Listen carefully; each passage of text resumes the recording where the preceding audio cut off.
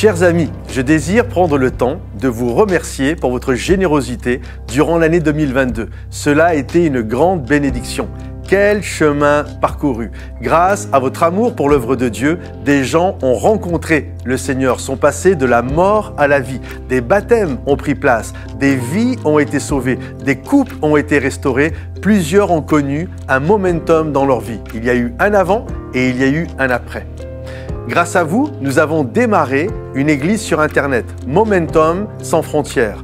La première église sur Internet, un véritable bâtiment digital avec différents groupes d'affinités où des gens se retrouvent quotidiennement pour partager leur foi. Désormais, plus de 3000 personnes y participent. Nous avons eu nos premiers services de baptême en Suisse, en Belgique et en France. C'est juste magnifique de voir l'action de Dieu se répandre, toucher et impacter des vies. Des groupes de maisons de Momentum sans frontières sont en train de s'établir et de fleurir à travers toute la francophonie. Nous avons pu implanter une église dans la ville de Bruxelles. Aujourd'hui, c'est une communauté d'environ 300 personnes et cela n'est que le début. L'église a tout juste 2 mois d'existence et nous voyons déjà un fruit éternel être élevé. Il y a une soif vraiment tangible de voir Dieu agir. Quelle grâce! Et cela a été rendu possible grâce à vos dons. Nos vidéos entre les starters et les célébrations du dimanche comptent plusieurs millions de vues. Des gens sont encouragés journalièrement, les témoignages sont nombreux et glorieux. Voyez-vous, votre générosité nous a amenés à travailler fort, à sortir de notre zone de confort, de nos 4 murs. Cela nous a poussés à multiplier nos actions pour qu'un grand nombre soit sauvé et béni. Vraiment, merci du fond du cœur. Désormais, nous désirons aller encore plus loin, voir plus de baptêmes, plus de vies transformées, plus d'églises s'ouvrir, plus de témoignages pour la gloire du Seigneur. Nous sommes, je le crois, à l'aube d'une saison nouvelle. Désirez-vous nous aider afin que ce magnifique travail d'implantation à Bruxelles et sur Internet aille encore plus loin, que d'autres églises s'ouvrent dans d'autres villes? Il y a tellement à faire, tellement de vies brisées, de couples anéantis, de gens isolés, souffrant de solitude, de personnes en manque de repères. La moisson est là, le champ, mes amis, est devant nous. Si nous sommes là, c'est parce qu'un jour des gens ont semé dans nos vies et nous avons récolté cette grâce sans mériter quoi que ce soit. Aimeriez-vous être un semeur de grâce dans la vie des gens? Être une personne qui fait la différence. Vous pouvez l'être. Oui, vous pouvez être un semeur de grâce, un changeur de vie en étant partenaire avec nous selon ce que le Seigneur vous met à cœur. Comment? C'est très simple. Soit en étant un partenaire mensuel, en donnant 10, 20, 50, 100 euros plus, ce que Dieu met sur votre cœur. Pour nous, c'est le mieux d'être un partenaire mensuel, que des hommes et des femmes s'engagent mois après mois. Et il n'y a pas de petit montant et il n'y a pas de plafond, bien sûr, non plus. Ou bien faire tout simplement un don ponctuel. Comme l'année passée, votre don sera utilisé à bon escient. Il y a eu un fruit pour faire la différence dans la vie des gens. Pour preuve, une église a été ouverte à Bruxelles et une autre sur Internet. Beaucoup de baptêmes ont pris place, mais il reste encore beaucoup à faire et grâce à votre générosité, nous pouvons le faire. Si vous désirez faire partie de l'aventure, vous avez juste à cliquer sur le lien de la description, choisir votre don. Si vous désirez être un partenaire mensuel ou ponctuel. Et je crois qu'ensemble, nous allons voir des vies transformées. Alors merci du fond du cœur, merci de faire la différence. Vous n'avez qu'à cliquer sur le lien dans la description. Et je crois, comme pour l'année 2022, l'année 2023 va être une année de moisson, va être une année de grâce et une année de bénédiction. Alors merci du fond du cœur pour votre générosité. Soyez bénis. Bye bye.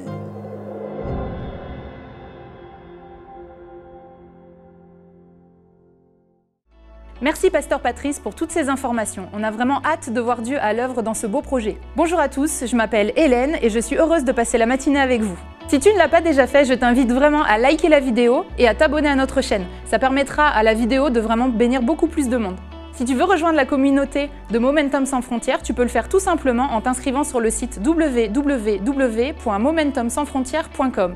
Et si tu veux aller encore plus loin et servir à Momentum sans frontières, en devenant par exemple graphiste, ou rédacteur ou conseiller. Tu peux également le faire tout simplement en t'inscrivant sur le site. Si tu as comme projet de prendre ton baptême, on est vraiment heureux de t'accompagner dans ce parcours et tu peux le faire en rejoignant le groupe des futurs baptisés sur le site. Momentum Sans Frontières n'existerait pas sans ton soutien, c'est pourquoi toute l'équipe de Momentum Sans Frontières se joint à moi pour te remercier pour ta fidélité et ta générosité. Il y a 3 façons de soutenir Momentum Sans Frontières. Directement sur le site, en cliquant sur le bouton Soutenir, sur monoffrande.fr ou alors sur le site de l'église Momentum dans la rubrique Dîmes et offrandes. Je vous laisse maintenant avec l'équipe de louanges et je t'invite vraiment à célébrer Dieu avec nous. Bonjour à tous, soyez les bienvenus à l'église Momentum. Bonjour à tous ceux qui nous suivent en ligne. On va louer, célébrer Dieu ce matin. On va déclarer qu'il est le Dieu sauveur. Nos voix, unies à celles des anges, déclarent qu'il est le Dieu sauveur. On tape des mains ensemble? Miséricordieux, grâce incomparable, amour véritable, je t'exalte, tu es Yeshua, Dieu sauveur. Dis-lui, précieux fils unique. Précieux fils unique, beauté sans pareil, sagesse insondable, je t'exalte, tu es Yeshua, Dieu sauveur. Oh, oui, nos voix, unies à celles des anges, déclarent, tu es le Dieu sauveur, notre Dieu seul sauveur. Hey! Toujours invaincu? Toujours invaincu, héros triomphant, puissance absolue, je t'exalte, tu es Yeshua, Dieu sauveur. Oh, oui, nos voix, unies à celles des anges, déclarent, tu es le Dieu sauveur, notre Dieu seul sauveur. Ton peuple, oui, ton peuple, uni à tous les anges, déclare, tu es le Dieu sauveur, notre Dieu seul sauveur. Oh, on tape des mains ensemble.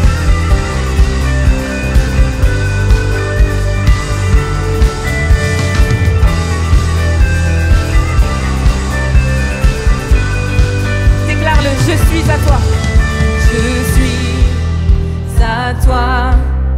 Mon cœur ne bat que si tu vis en moi. Je suis à toi. Déclare-le. Je suis à toi. Mon cœur ne bat que si tu vis en moi. Je suis à toi. Je suis à toi. Oui, je suis à toi.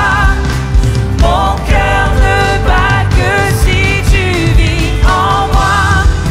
Je suis à toi. Une dernière fois, je suis. Oui, je suis à toi. Mon cœur ne bat que si tu vis en moi. Je suis à toi. Nos voix, unies à celles des anges, déclarent, tu es le Dieu sauveur, notre Dieu seul sauveur. Ton peuple, oui, ton peuple, uni à tous les anges, déclare, tu es le Dieu sauveur, notre Dieu seul sauveur. Hey!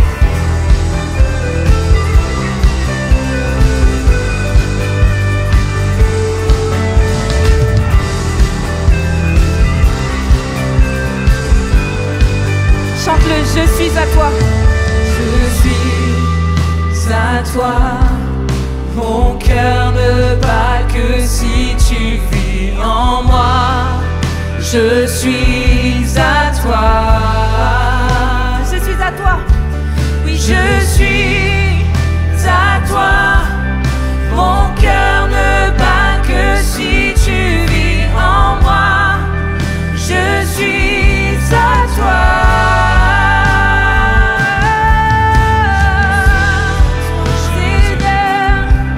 partout dans ce lieu. On peut juste adorer notre roi. Est-ce que tu peux adorer ton roi avec tes propres mots? Tu es merveilleux, Seigneur. Tu es merveilleux. Je suis à toi, Jésus. Oui, je suis à toi.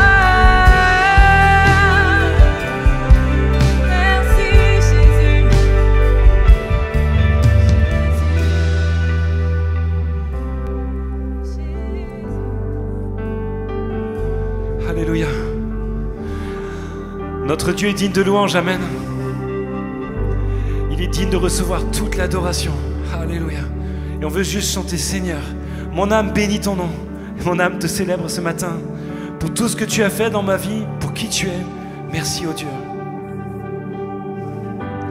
Bénis Dieu, oh mon âme, oh mon âme. Rends gloire à son saint nom. Oh, chante comme jamais. Oh, mon âme. Rends gloire à son saint nom. Redis-le, bénis-le, mon âme. Bénis Dieu, oh, mon âme. Oh, mon âme. Rends gloire à son saint nom. Oh, chante comme jamais. Oh, mon âme. Rends gloire à son saint nom. Voici l'aurore. Voici l'aurore, l'aube d'un nouveau jour. Pour toi un chant doit s'élever devant ce qui m'attend et ce qui pourrait arriver. Qu'à la fin du jour je te chante encore. Bénis Dieu mon âme. Oui, bénis Dieu, oh mon âme. Oh mon âme. Rends gloire à son saint nom. Oh, chante comme jamais. Oh, mon âme. Rends gloire à son saint nom. Riche en bonté. Riche en bonté et lent à la colère. Ton nom est grand et ton cœur est bon. Je ne cesserai de chanter tes bontés. J'ai des milliers de raisons pour louer. Alors loue Dieu. Oui, bénis Dieu, oh mon âme. Oh mon âme. Rends gloire à son saint nom. Oh, chante comme jamais. Oh mon âme. Rends gloire à son saint nom. Bénis Dieu, mon âme. Bénis Dieu, oh mon âme. Oh mon âme. Rends gloire à son saint nom. Oh, chante comme jamais. Oh mon âme. Rends gloire à son saint nom. Un jour viendra, je n'aurai plus de force. Mon heure venue, la fin sonnera. Pourtant mon âme chantera ses louanges. Pendant des milliers d'années, oui, sans fin.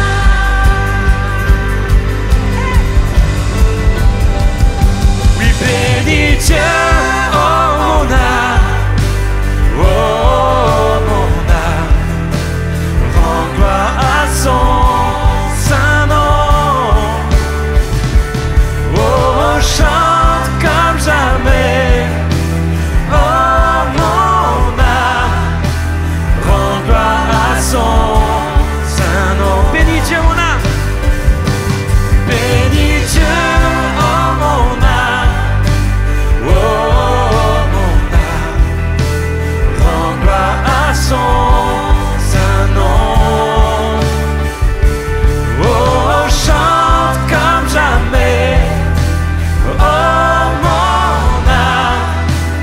rend gloire à son saint nom.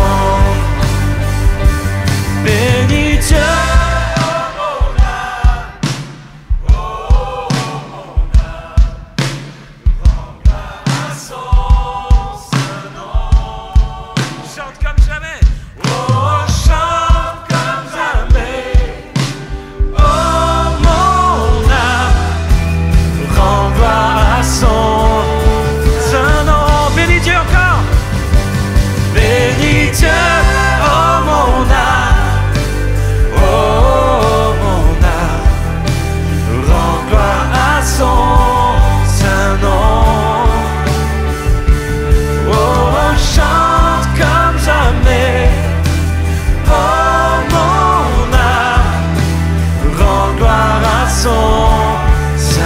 Chante comme jamais. Oh, chante comme jamais. Oh, mon âme, rends gloire à son saint nom. Rends gloire à son saint nom. Rends gloire à son saint nom. Rends gloire à son saint nom. Il est digne de louange et il est digne d'adoration. Alors ce matin, je t'invite, tel que tu es, avec tes propres mots, viens et apporte ta louange à ton Dieu ce matin. Dis-lui qu'il est digne. Dis-lui qu'il a été si bon pour toi. Compte les bienfaits de Dieu dans ta vie ce matin. Alléluia, Seigneur, nous te célébrons aujourd'hui. Car tu es digne de louange, Jésus. Tu es digne de gloire. Tu es digne d'honneur, Seigneur. Je t'adore, mon roi. Apporte-lui un chant nouveau. Digne d'honneur, Seigneur. Oh, alléluia. Tu es digne de gloire, Seigneur. L'âme t'adore, l'âme te loue, Jésus. J'aime ton nom, Seigneur.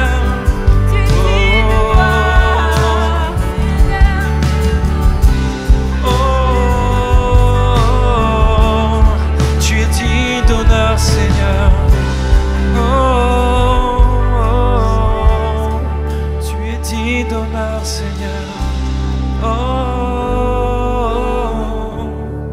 tu es digne d'honneur, Seigneur, oh, tu es digne d'honneur, Seigneur, chante-le, oh, tu es digne d'honneur, Seigneur. Tu es digne d'honneur, Seigneur.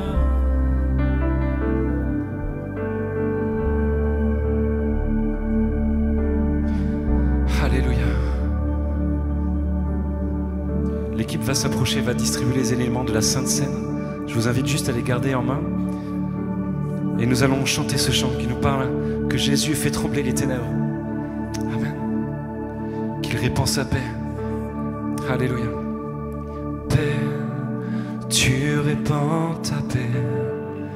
L'orage autour de moi, qu'il s'apaise. À ton nom, calme, l'océan se calme. La rage en moi se calme, toute vague. À ton nom, Jésus, Jésus, tu fais trembler les ténèbres. Jésus, Jésus, fais taire la peur. Jésus, Jésus, tu fais trembler les ténèbres. Jésus, Jésus, souffle, souffle, que ces eaux revivent et que ces poumons chantent.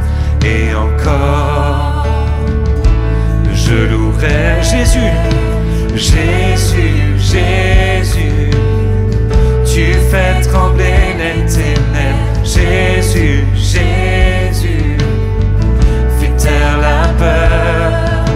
Jésus, Jésus, tu fais trembler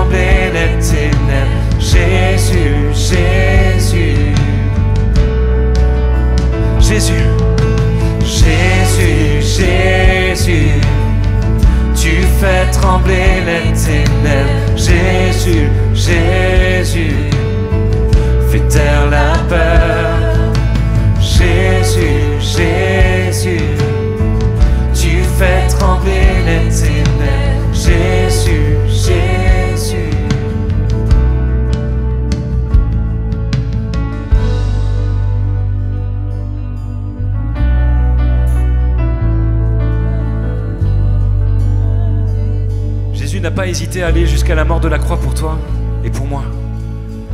Il a tout donné sans retenir. Il a même été jusqu'à être abandonné du Père. Le cœur du Père a été déchiré pour une seule raison, pour toi, pour moi, pour qu'on puisse connaître la grâce, qu'on puisse s'approcher librement du trône, qu'on puisse s'approcher de Jésus, qu'on puisse s'approcher de Dieu. Alors juste ce matin, au moment où tu vas prendre ces éléments, que tu puisses te souvenir que Jésus a tout payé pour toi. Et quelle que soit la grandeur la profondeur des abîmes dans lesquels tu es en ce moment, et quelles que soient les difficultés de ta vie, souviens-toi que Jésus a payé le prix. Et sa victoire est parfaite. Et sa victoire est éternelle. Et elle vaut encore aujourd'hui. Alors prenons les éléments, mangeons, buvons, et rappelons-nous de ce que Jésus a fait pour nous. Alléluia.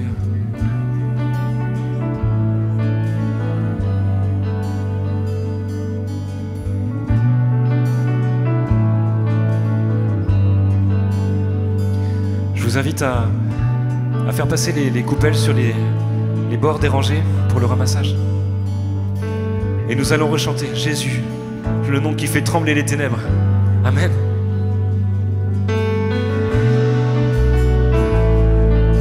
Jésus, Jésus, tu fais trembler les ténèbres. Jésus, Jésus, fais taire la peur. Jésus, Jésus, tu fais trembler les ténèbres. Jésus, Jésus, Chante Jésus. Jésus, Jésus, tu fais trembler les ténèbres. Jésus, Jésus, fais taire la peur. Jésus, Jésus, tu fais trembler les ténèbres. Jésus, Jésus, oh, ton nom, la lumière qui a confondu l'enfer. Ton nom n'est jamais terrassé. Ton nom est vivant, oui, pour toujours élevé. Ton nom n'est jamais terrassé. Proclame ton nom, la lumière qui a confondu l'enfer. Ton nom n'est jamais terrassé. Ton nom est vivant, oui, pour toujours élevé. Ton nom n'est jamais terrassé. Jésus est son nom, Jésus est son nom. Jésus, Jésus, tu fais trembler les ténèbres. Jésus, Jésus, fais taire la peur. Jésus,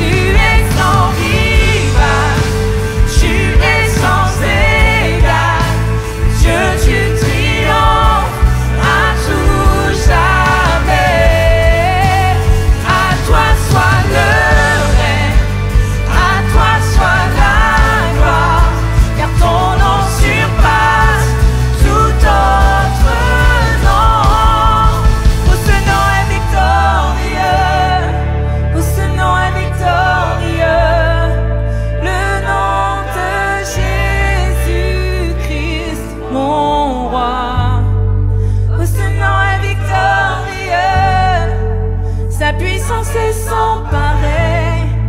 Oh, ce nom est victorieux, le nom de Jésus. Oh, ce nom est victorieux, le nom de Jésus. Oh, ce nom est victorieux, le nom de Jésus. Alléluia. Alléluia. Juste encore quelques instants. Juste encore quelques instants. Pour beaucoup ce matin, peut-être le nom de Jésus peut sembler être une formule magique. Mais en fait, quand tu appelles et quand tu proclames le nom de Jésus, il y a une personne derrière. La personne du Fils unique, la personne de celui qui a tout vaincu. La personne de celui qui a porté à la croix tous tes péchés, tous tes fardeaux, tous tes manques, tout ce dont tu as besoin et qui peut-être en ce moment te terrasse, lui les a vaincus à la croix. Et lorsque tu pries au nom de Jésus, tu l'invites à venir dans ta situation. Tu invites le vainqueur à venir dans ta situation. Lorsque tu appelles le nom de Jésus, tu appelles celui qui a vaincu le mal, celui qui a vaincu la mort. Nul ne peut tenir devant lui. Alors lorsque tu appelles le nom de Jésus, et si tu en as besoin ce matin de l'appeler dans ta situation, on l'a chanté, il est le vainqueur, il est le sauveur, il est le consolateur, il est celui qui guérit, il est celui qui me relève. Le nom de Jésus est glorieux les amis. Alors on fait une dernière ovation à notre roi des rois et seigneur des seigneurs. Alléluia. Jésus, Jésus. Merci à l'équipe de louanges pour ce bon moment passé au pied de Jésus. J'espère que toi aussi tu as été béni depuis chez toi. Si tu as un besoin de prière, je t'invite à ne pas te déconnecter. Il y a des conseillers qui sont là pour t'accompagner et pour prier pour toi à l'issue de la célébration. Je t'invite à remplir le formulaire qui se trouve dans le chat où tu pourras décrire ton besoin. Un conseiller t'appellera à l'issue de la célébration pour prier pour toi. Mais surtout, si tu as un besoin, ne te déconnecte pas sans avoir rempli ce formulaire parce que c'est aussi ça l'Église. Je te laisse maintenant avec le pasteur Yvan qui va te délivrer un message qui vient directement du cœur de Dieu pour toi et on se revoit juste après. J'espère que vous allez bien ce matin. On est heureux de se retrouver ensemble et j'aimerais aussi qu'on puisse saluer tous ceux qui nous suivent sur Internet en ce moment. On peut les applaudir. Merci d'être avec nous. Alors en ce moment même, il y a Momentum Bruxelles, Momentum Bordeaux. La prochaine, il faut trouver une ville qui commence par B. C'est de réfléchir. Ça sera la prochaine implantation. En tout cas, on est heureux de se retrouver ensemble. On est vraiment content de partager la parole. Et moi, ça fait des années maintenant que je connais Patrice et Roselyne avec mon épouse. Vous le savez, ça fait juste 1 an et demi qu'on est là. Mais ça fait presque 20 ans qu'on a la chance de pouvoir connaître Patrice et Roselyne. Alice et Dan aussi, on les a rencontrés au Canada. À l'époque, nous étions jeunes.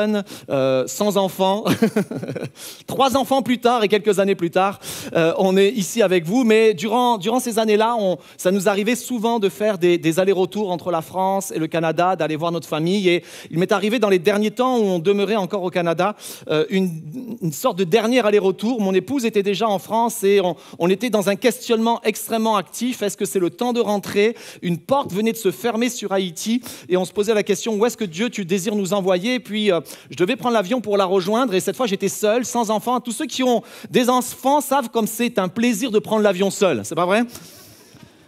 Et tous ceux qui voyagent à côté d'enfants savent comment c'est un plaisir de prendre l'avion sans enfants à côté. Et nous, on était dans cette partie-là où on avait nos enfants qui étaient jeunes et tout ça. Et là, je prends l'avion seul, enfin tranquille. Et je fais cette prière au Seigneur en disant, Seigneur, que ce vol puisse te servir. Que ce temps de trajet, Seigneur mon Dieu, qui puisse servir à faire avancer ton royaume. Et prière toute simple, sers-toi de moi, tout simplement. Et je me retrouve assis à côté de quelqu'un. On commence à échanger. La personne est anglophone. Ça commence déjà à être dur un petit peu. J'exerce mon anglais, on partage ensemble. Et il me partage, il est conducteur de taxi et tout ça, on échange. Puis arrive la question classique. Et à cette époque-là, j'étais pasteur à l'église Nouvelle Vie. Arrive cette question classique. Et qu'est-ce que tu fais dans la vie ? Et là, je me lance dans une sorte de discours et je me dis, mais vous savez, le genre de choses où tu abordes la discussion par un bout, par une histoire et tu dis, mais qu'est-ce que je suis en train de raconter? Ça vous arrive des fois? Tu es en train de raconter quelque chose, mais dans ta tête, tu es déjà en train de te dire, mais où est-ce que je vais? Où est-ce que je m'en vais? Et là, je suis comme ça en train de raconter en disant, je ne sais pas si tu connais l'histoire d'Abraham. Je suis en train de m'enterrer vivant. Je ne sais pas si tu connais l'histoire d'Abraham dans la Bible. Donc Abraham, il quitte le pays d'où il était pour aller dans un pays que Dieu allait lui montrer. Et en fait, Dieu veut se révéler à lui dans le pays dans lequel il l'a placé. Il y a quelque chose, il y avait un rendez-vous pour Dieu. Puis j'explique qu'en ce moment, on est vraiment dans cette phase où Dieu est en train de nous déplacer du pays où il nous a amenés pour nous ramener dans un autre pays. Et on cherche sa direction et je parle comme ça. Je me dis, mais qu'est-ce que je raconte? Puis je vois le monsieur qui réagit. Il réagit, il est un petit peu gêné, il se met un peu à pleurer. Je me dis, qu'est-ce que... Puis je le parle en anglais. Donc, vous savez, des fois, on peut raconter n'importe quoi. J'ai dû dire un mot que j'aurais pas dû dire. Je le vois fouiller dans ses papiers, puis finalement, il me sort son passeport, et le monsieur s'appelle Abraham. Il s'appelle Abraham, et il me raconte son histoire. Et son histoire, elle est absolument incroyable. Ce monsieur vient d'Érythrée. Et il était dans un temps où il y avait la guerre entre l'Érythrée et l'Éthiopie. C'était un temps de guerre terrible et effroyable qui avait mis ces deux pays à feu et à sang. Et au cours de cette guerre-là, il a dû s'enfuir et traverser le désert. Il était avec son petit frère, il a porté dans ses bras son petit frère et son petit frère est mort dans ses bras. Et lui-même est tombé comme quasiment mort au milieu de ce désert. Et une patrouille canadienne qui faisait l'ONU à cette époque-là, qui essayait de s'interposer, l'a trouvé dans le désert. Ils l'ont pris, ils l'ont amené au Canada. Et en fait, j'étais juste en train de lui rappeler et de lui dire qu'il y a une histoire qu'il connaît qui est dans la Bible, mais c'est aussi son histoire à lui. Et qu'au milieu de tout ce qu'il était en train de vivre, Dieu le cherche. Et j'aimerais vous dire aussi que ces histoires qu'on lit dans la Bible et cette histoire qu'on va lire encore ce matin et toutes ces dimensions de vérité biblique sont aussi pour nous dans nos vies. C'est pas juste une histoire, il y a des milliers d'années, c'est une histoire qui peut devenir réalité dans ma vie. Que quelqu'un dise amen, s'il vous plaît. Merci, j'en ai quelques-uns qui écoutent, c'est déjà ça. Et le titre de mon message ce matin, « Quand la vérité devient révélation ». En fait, j'aurais pu donner cet autre titre, « Qu'est-ce que je n'ai pas compris et qui peut changer ma vie ?» Il y a, comme je vous le dis, tellement de passages, tellement de vérités bibliques qui sont là, on les chante, on les lit, on comprend vaguement ce que ça veut dire, mais on ne les a jamais réellement vécues. En tout cas, elles ne sont jamais devenues réellement réalité dans notre vie. Alors, tout à l'heure, on a chanté un chant qui nous parlait de voile déchiré. Vous avez entendu le voile déchiré? Vous l'avez chanté, super bien chanté. Et ça fait référence à un texte qu'on va lire maintenant, qui se trouve dans 3 évangiles, mais là j'ai choisi Marc. Regardez bien ensemble. Jésus poussa un cri, c'est le dernier moment de vie sur la terre de Jésus en tant qu'homme. Il pousse un cri et expira. Le voile du temple se déchira en deux, depuis le haut jusqu'en bas. Ce même récit, ce n'est pas juste dans un évangile, mais c'est aussi dans Matthieu, dans Luc. Donc on le trouve dans Matthieu, Marc, Luc et Jean, avec exactement la même description de l'histoire. Jésus meurt, et à l'instant où il meurt, le voile du temple se déchire de haut jusqu'en bas. C'est quelque chose que peut-être vous avez entendu parler. Si vous fréquentez l'église, on vous a peut-être même déjà une fois prêché là-dessus. Mais mon point ce matin, c'est le voile a été déchiré, mais est-ce que je sais ce que cela veut vraiment dire? Alors, vous savez que je suis directeur de l'école biblique de Momentum Academy. J'ai quelques fans ici, des étudiants. Ils savent qu'ils peuvent avoir une bonne note comme ça. On s'arrange comme ça. En fait, on va faire un petit peu de culture biblique. Cette histoire de voile, ou en tout cas ce texte qui nous parle de voile, ça remonte à 3500 ans. Dans le désert, avec Moïse, Dieu lui commande de construire un tabernacle, et dans le tabernacle, qui est une sorte d'immense tente, il y avait 2 voiles à l'intérieur. Et la même chose lorsque David va construire le temple, et plus tard Hérode, ils reproduiront le même schéma, c'est-à-dire que tout, ça devient un bâtiment en dur, mais l'intérieur reste plus ou moins le même. Il y a 2 voiles à l'intérieur. Un premier voile qui sépare le lieu, je dirais, des sacrifices et le lieu où se tient tout le monde, du lieu saint. Et dans le lieu saint ne rentre qu'une seule fois par jour un sacrificateur tiré au sort qui rentre et qui fait un sacrifice sur l'autel des parfums. Ça représente les prières du peuple à l'extérieur. Et là, il les apporte et lorsqu'il ressort, c'est comme si les prières avaient été exaucées et agréées. Tout le monde attend sa sortie. Et cela, on voit un récit parce que le Nouveau Testament, les évangiles commencent dans ce lieu-là, entre le lieu saint et le lieu des sacrifices. Ça commence là, avec un homme qui est sacrificateur, qui s'appelle Zacharie, qui est rentré dans ce lieu, et là, un ange lui apparaît et lui dit « Ta prière n'a pas été oubliée ». Et j'aimerais dire à plusieurs ce matin, même si la promesse tarde, ta prière n'a pas été oubliée. Et l'ange lui apparaît et lui dit « Ta prière n'a pas été oubliée, Zacharie. Tu vas enfanter un fils. Tu vas avoir un fils. » Pas lui, pardon. Ta femme va enfanter un fils. Heureusement que l'ange, c'est pas moi. Ta femme va enfanter un fils. Élisabeth va enfanter un fils. Et effectivement, un enfant va naître. Il va s'appeler Jean et il va devenir Jean-Baptiste. 3 évangiles, même 4 évangiles. Les 4 évangiles commencent avec cette histoire-là dans ce lieu-là. Mais il y avait dans ce lieu où il y avait le premier voile, un deuxième lieu, avec un second voile. Et quand je parle de voile, des fois, on a l'impression que c'est un rideau comme cela. On peut le bouger facilement, assez fin. Mais lorsqu'on parle de voile, c'est 18 mètres de haut, 12 cm de large. La tradition nous dit que 2 chevaux mis côte à côte ne pouvaient le déchirer, tellement qu'il était extrêmement lié, extrêmement solide. Et dans ce voile, ce n'était pas une fois par jour qu'on pouvait y entrer, c'est une fois dans l'année. Une seule fois dans l'année. Et pas n'importe qui, une seule personne dans tout le peuple avait le droit de rentrer une seule fois dans un jour spécial dans ce lieu, et pas n'importe comment. Et ce jour spécial, c'était le jour qu'on appelait le Grand Pardon. Le jour du Grand Pardon, c'est le jour de ce qu'on appelle le Yom Kippour. Vous avez peut-être entendu parler de cela, le Yom Kippour. Donc il y a une journée comme ça en Israël qu'ils fêtent, cette journée du Grand Pardon, des expiations. C'est le jour où on est censé être pardonné de toutes nos fautes, de tous nos péchés. Et le sacrificateur, souverain sacrificateur, rentrait dans ce lieu en ayant sacrifié un animal, et il rentrait avec le sang de cet animal, non seulement pour le peuple, mais surtout pour lui-même. Il rentrait dans ce lieu de façon extrêmement révérente et il présentait le sang et en ressortait. Ça arrivait une seule fois dans l'année, une seule fois par an. La tradition nous dit que c'était tellement sérieux qu'on attachait une corde à la cheville du sacrificateur, du souverain sacrificateur, parce que s'il tombait ou s'il mourait dans la présence de Dieu, il fallait pouvoir le ressortir. Donc, cette image était incroyable, ça représentait, lorsqu'on parle de cela, les Juifs de l'époque savaient, ça représentait la séparation, la sainteté de Dieu. On ne pouvait pas rentrer dans la présence de Dieu n'importe comment. Il y avait une séparation quasi impossible à franchir, de façon extrêmement,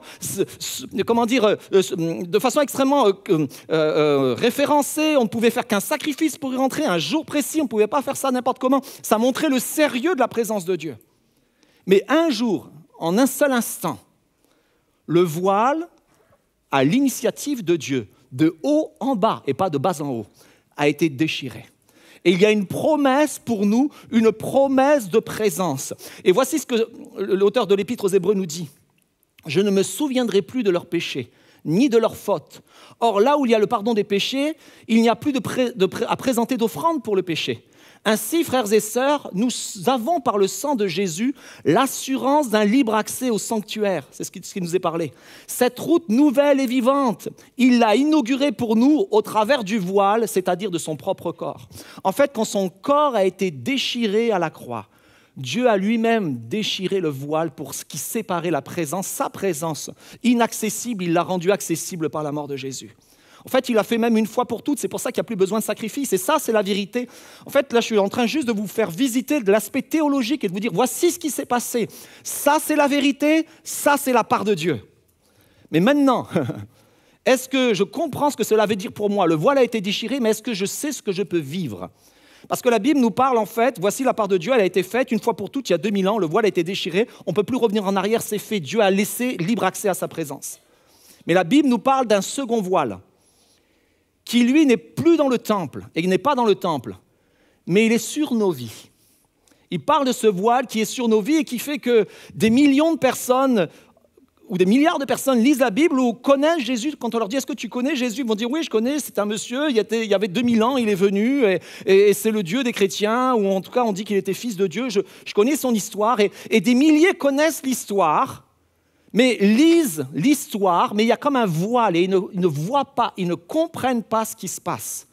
Tu lis la Bible, mais il y a quelque chose qui ne rentre pas. Tu entends parler de l'histoire de Jésus, mais il y a quelque chose qui ne se fait pas. Et voici ce que la Bible nous dit, c'est Paul qui l'écrit. Lorsqu'on se tourne vers le Seigneur, le voile est enlevé. On parle de ce voile. Or, le Seigneur, c'est l'Esprit, et là où est l'Esprit du Seigneur, là est la liberté. En fait, ce voile qui ne te permet pas de comprendre finalement les Écritures, qui te mettent éloigné de toute la réalité spirituelle, il ne se retire qu'en Christ. C'est pour ça que le nom de Jésus est important. C'est le seul par lequel nous puissions être sauvés. Il n'y en a pas d'autre. Il n'y a que Jésus-Christ qui a fait cette œuvre-là. Et donc, il n'y a qu'en Jésus-Christ que lorsqu'on lit l'Écriture et qu'on donne notre cœur au Seigneur, quelque chose se passe. Alors, on était avec les étudiants, je leur partageais ce message la semaine dernière alors que nous étions en train de monter à Bruxelles et on cherchait une image qui pouvait bien représenter cette histoire-là en disant « Mais ça veut dire quoi en fait ?» Et on a une petite image à vous montrer. Petite image, c'est une étale de fruits et légumes. Si vous voyez la même image à droite et à gauche, c'est que vous êtes daltonien. Mais à gauche, l'image qu'on voit à gauche, c'est l'image telle qu'elle est réelle, telle qu'on la voit, telle qu'elle est normale, avec toute cette variété de couleurs. Et l'image que l'on voit à droite, c'est l'image que voient les personnes qui sont atteintes, qui sont daltoniennes. Et les personnes qui sont daltoniennes ont un problème sur un chromosome qui fait qu'il y a un problème avec la couleur rouge. Et tout ça pour vous dire qu'il y a comme quelque chose qui fait que ça semble être la même réalité, ça semble être la même vérité, mais je vois les choses différemment. Je suis comme bridé, je suis comme voilé. Et on voulait voir un petit peu plus loin, et on a une petite vidéo pour vous qui va vous illustrer encore mieux cette réalité-là. So we just got Caitlin's glasses in, giving them to her early because the rules say that sometimes it takes some weeks for the eyes to adjust. Hey, what do we see, baby? What do we see, baby? Are you okay? There's so many different greens. Oh my God, sweetie. It's so nice and bright and it's so pretty.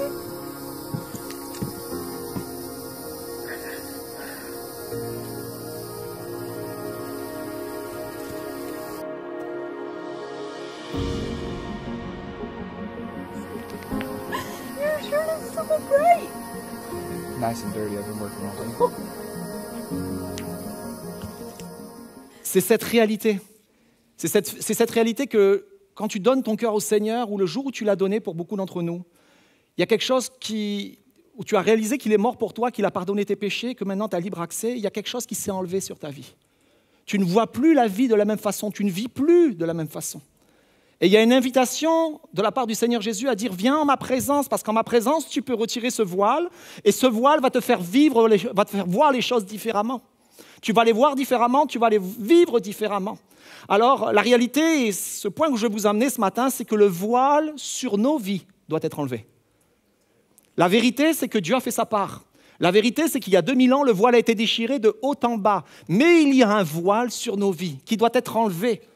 Parce que trop souvent, on va le dire, oui, mais c'est vrai, je l'ai enlevé une fois, le jour où je me suis approché du Seigneur, et je parle à ceux qui sont chrétiens depuis longtemps, je me suis approché du Seigneur, c'est vrai, la vie était différente, tout d'un coup, il y a une joie qui est venue, et pour tous ceux qui ont vécu cela, à un moment donné, tu étais heureux, tu avais envie de parler du Seigneur Jésus tout autour de toi, il y avait quelque chose il y avait une flamme en toi qui était là, mais à un moment donné, les difficultés, les fardeaux, les problèmes, les soucis, la vie, peut-être ton caractère, mon caractère, en général quand il est mauvais surtout, a commencé à remettre un voile sur nos vies. Il y a un voile qui s'est à nouveau mis sur nos vies, un voile de peur face à l'inconnu. Et je pense à tous ceux qui en ce moment peut-être luttent avec la maladie, puis on t'a donné un diagnostic, et tout d'un coup, ta vie est comme filtrée. Ta vue est comme filtrée par ce nom et par ce diagnostic qu'on a posé sur ta vie. Et tout ce que tu es en train de vivre, tu le vis en fonction de cela. Et tu vis avec une crainte, avec une épée au-dessus de ta tête, et toute ta réalité tourne autour de cela. Je veux penser aussi à tous ceux qui passent par des moments de fatigue en ce moment. Et je suis assez surpris, enfin, c'est pas surpris, finalement, c'est le constat de cette société en ce moment, mais de voir le nombre de personnes qui sombrent dans une sorte de fatigue terrible à cause de problèmes sur problèmes. Pas un problème qui vient les embêter, mais 1 plus 1 plus 1 plus 1 plus 1 qui s'ajoutent, et qui font qu'ils sont écrasés, fatigués par la vie, et qui font que le moindre problème suivant qui s'ajoute sur leur vie semble être une montagne infranchissable. Je veux penser à tous ceux qui portent peut-être le voile de la solitude et du temps qui passe et qui bloquent toute autre perspective. Tu es là, tu es seul dans ta vie, tu dis « mais tu as l'impression que ta vie n'a pas encore commencé » et tu vis avec ce voile sur ton visage.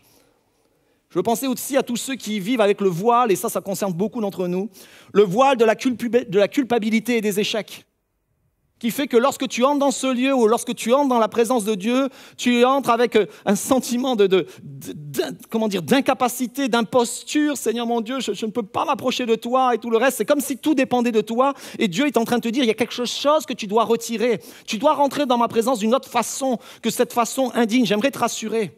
J'aimerais te rassurer en te disant que de toute façon, Paul, lorsqu'il écrit cela, que lorsqu'on tourne nos regards vers le Seigneur, le voile est enlevé, il parle justement de la capacité. Et voici ce qu'il dit. Il dit, dans ce second épître aux Corinthiens, il dit, qui est suffisant, qui est capable pour ces choses ? avec cette perspective que personne n'est capable. Voici ce qu'il continue.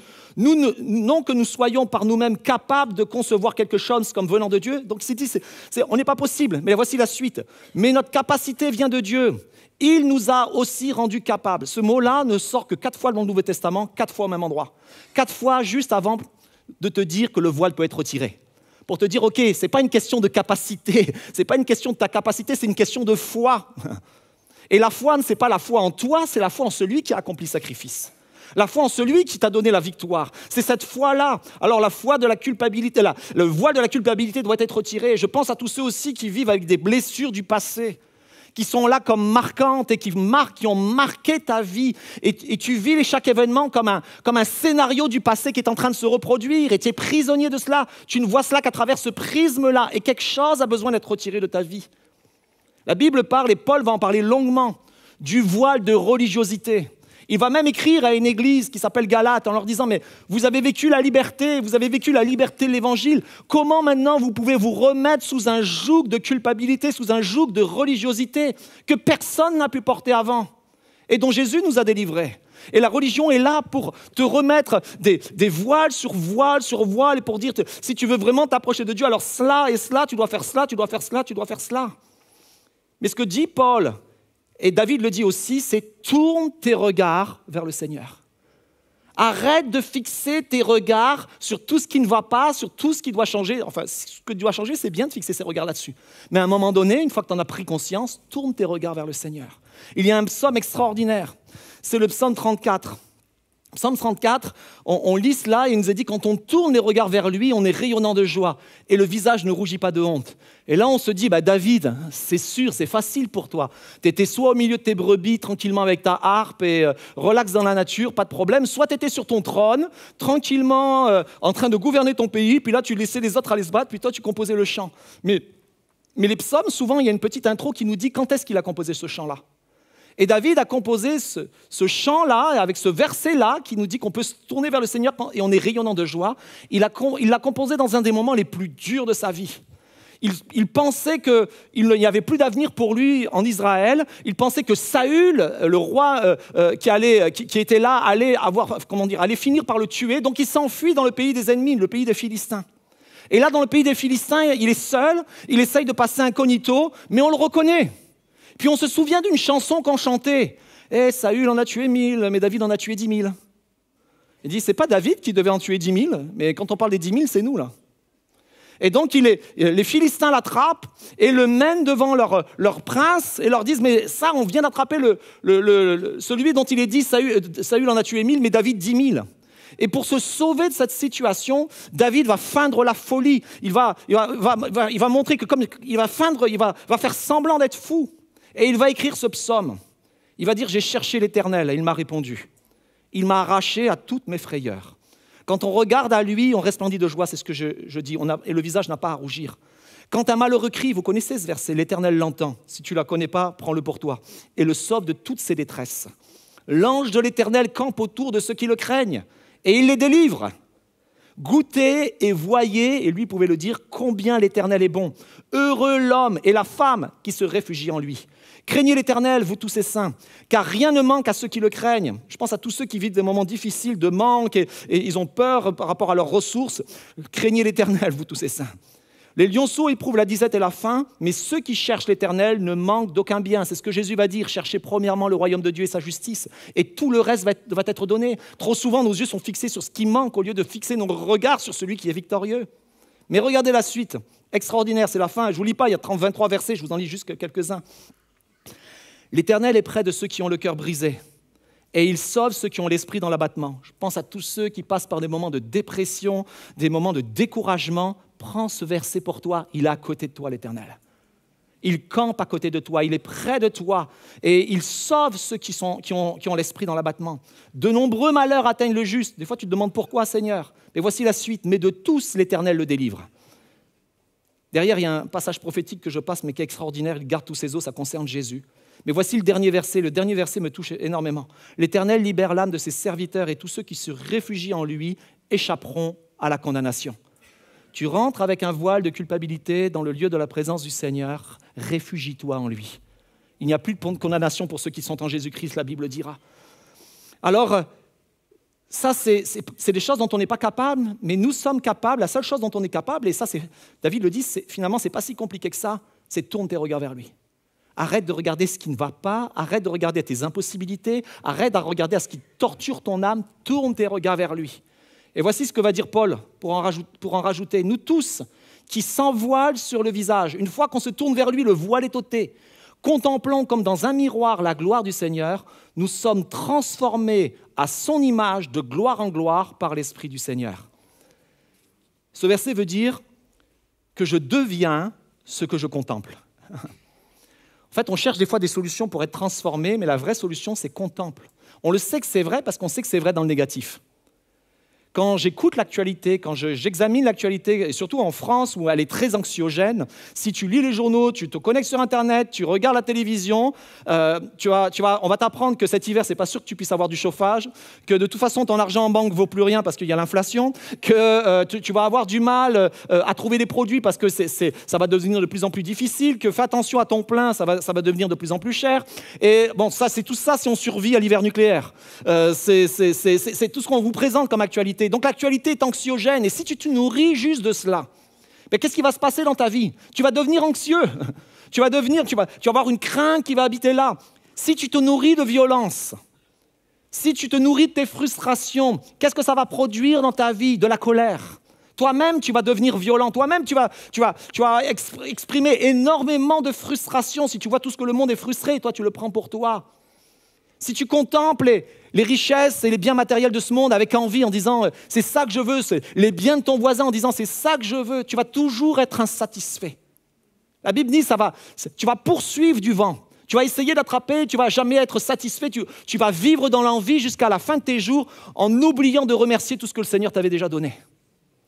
Et comment tu veux que le Seigneur te donne plus si déjà tu ne remercies pas pour ce qu'il tu as et que tu sois toujours en vie en disant « c'est pas assez Seigneur, j'en veux encore plus ». Si je contemple l'impudicité, la nudité, elle va polluer mon âme. Elle va m'amener à rechercher encore l'impureté de plus en plus. C'est ce que je vais devenir. Je contemple et je deviens cela, mais je ne le veux pas. Alors on sait que c'est valable pour le mal. Vous le savez, hein, on est tous des experts en mal. Je vous apprends une chose.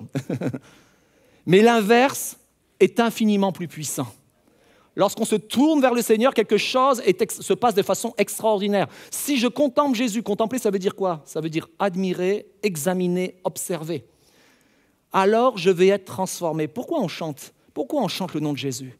Pourquoi on loue le nom de Jésus? On est en train juste de l'admirer.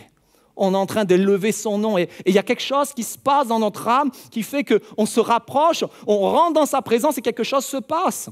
Si j'observe ses enseignements, si je cherche à lui ressembler, si je m'approche de lui, alors ce qui m'était impossible dans le quotidien devient possible. Ce qui me semblait irréalisable, ce qui me semblait inatteignable, ça devient possible. Parce que je me mets à lui ressembler.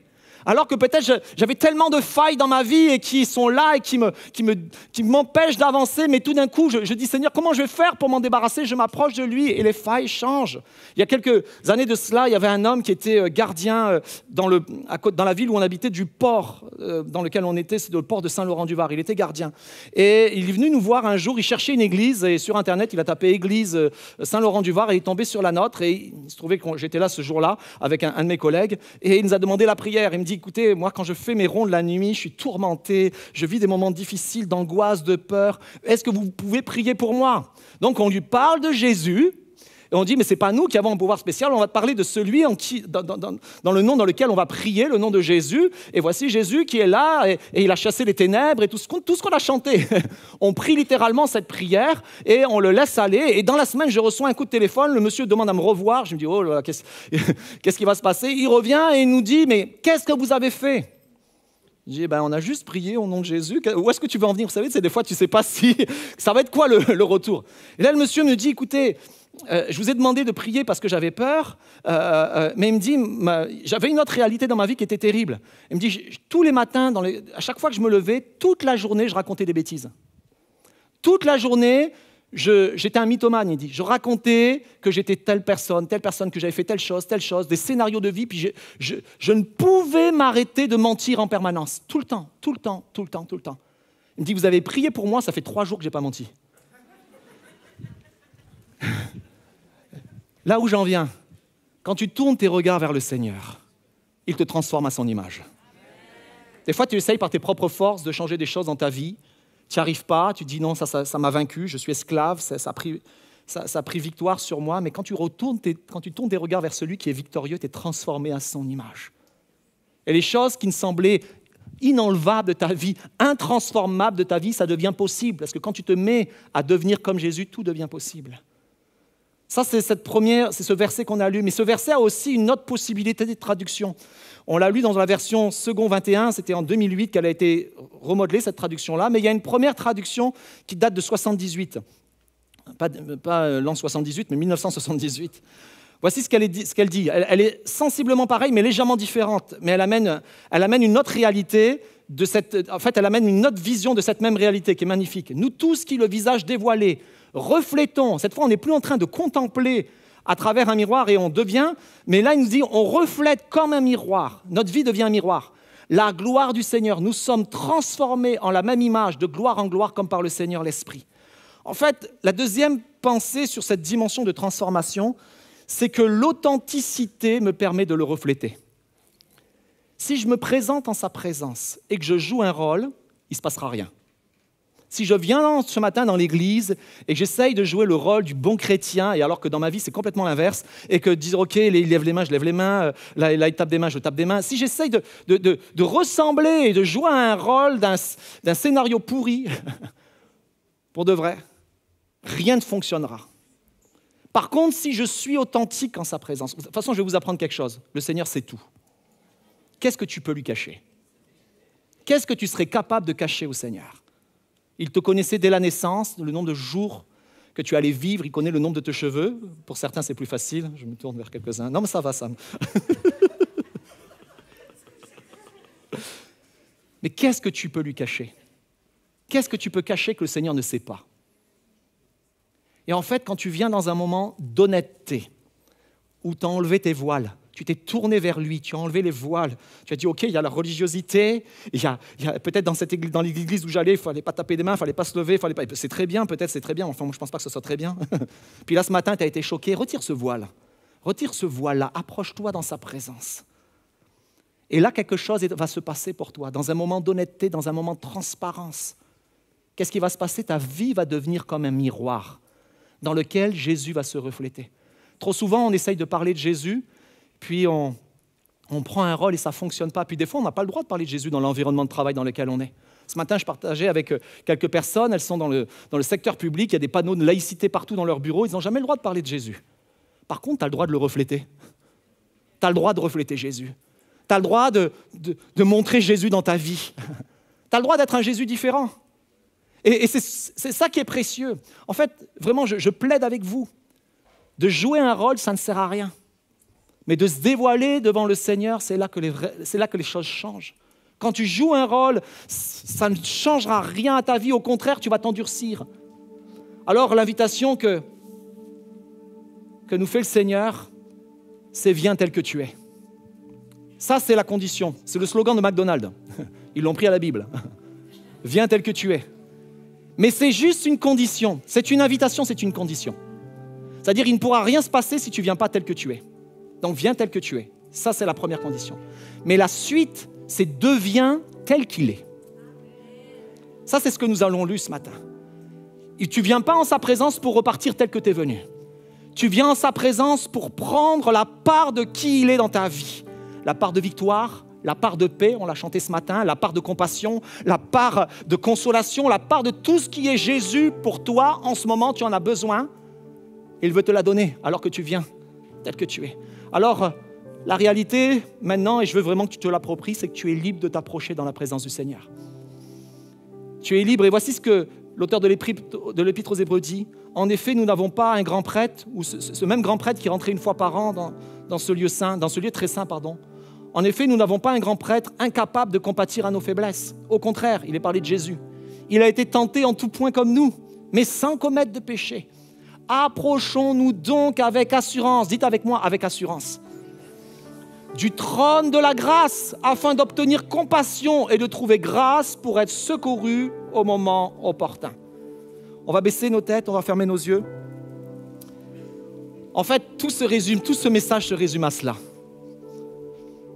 Jésus a fait sa part pour que tu puisses accéder à sa présence, à la présence de Dieu. Et cette présence, elle est là. Il y a une invitation qui est là. Toute cette matinée, tous les chants, tout ce que nous avons fait depuis l'accueil jusqu'à maintenant, jusqu'à ce point culminant, est une invitation à entrer dans sa présence. Et il ne s'agit pas de toi qui est capable d'entrer dans sa présence. Paul l'a dit, on en est incapable. C'est le trône s'appelle le trône de la grâce. Le trône de la grâce, ce n'est pas le trône de je suis capable. C'est pas le trône des mérites, c'est le trône de la grâce. Tu viens tel que tu es, sans rien cacher. Et alors que tu viens, quelque chose va se passer en toi. Une œuvre va se faire en toi. Alors il ne s'agit pas de savoir si j'ai déjà donné mon cœur au Seigneur ou pas encore l'avoir donné. Je crois qu'on a tous à un moment donné remis des voiles sur nos vies. Mais j'aimerais d'abord inviter tous ceux qui n'ont jamais fait cette expérience.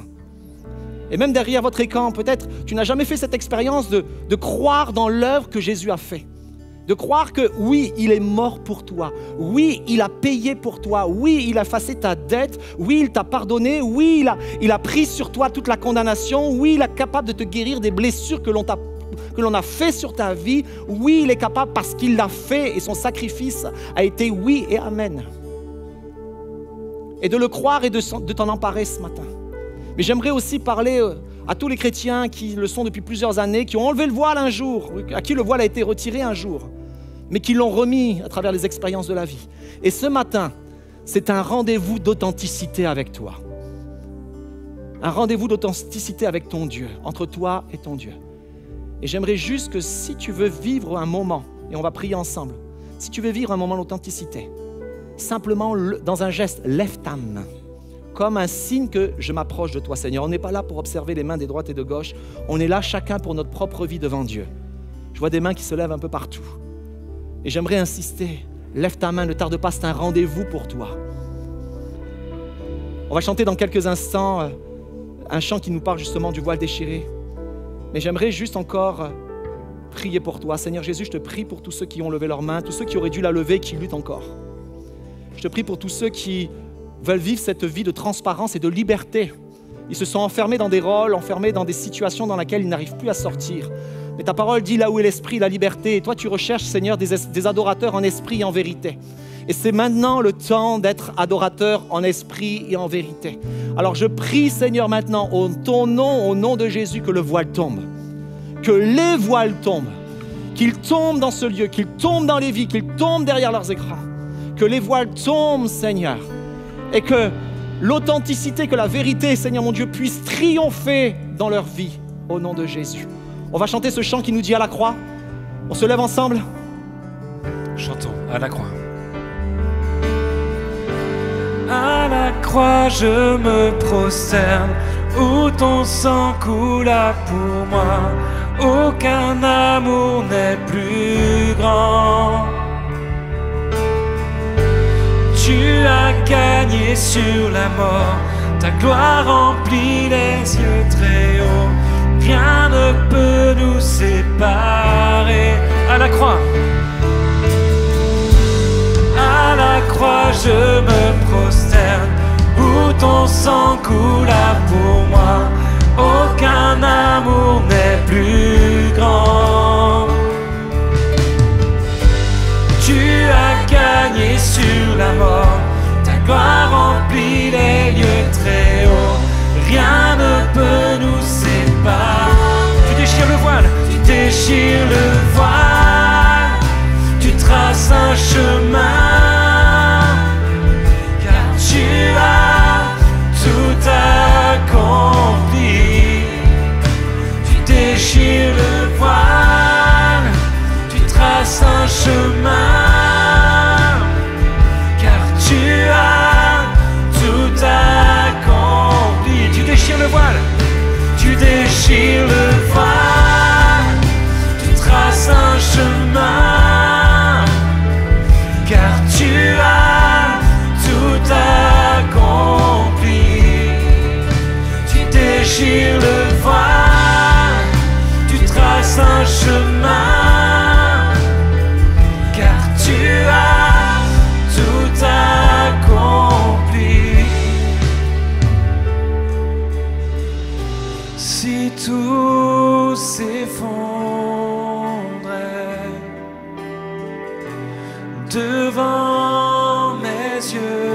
resterais là.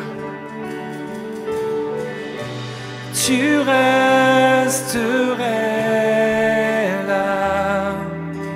Je sais que tu m'aimes. Répète-le, je sais que tu m'aimes. Je sais que tu m'aimes. Encore une fois. Je sais que tu m'aimes.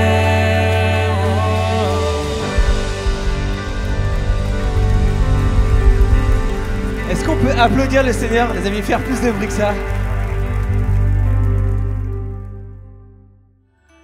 Merci Pasteur Yvan pour ce beau message. Si toi aussi tu as été béni, n'oublie pas de partager la vidéo. Toute l'équipe se joint encore à moi pour te remercier pour ta générosité et ton soutien. Il y a 3 façons de donner. En allant directement sur le site de l'église Momentum, rubrique Dîmes et offrandes, ou alors sur monoffrande.fr, ou alors sur le site de Momentum Sans Frontières en cliquant sur le bouton Soutenir. Je vais maintenant te donner le programme de Momentum Sans Frontières. Le mardi à 19 h, il y a un apéro de bienvenue pour les nouveaux inscrits et tu pourras recevoir là, à ce moment, toutes les infos pour rejoindre un groupe de maison. En suivant, à 20 h, sur YouTube et dans le groupe du QG, il y aura une vidéo qui s'intitule « Pourquoi la souffrance ?» Et enfin, le mercredi à 6 h, dans le groupe Femmes de prière, tu pourras retrouver Nirina en Zoom pour un moment de prière et d'intercession. Il ne me reste plus qu'à te souhaiter une très bonne semaine. À bientôt!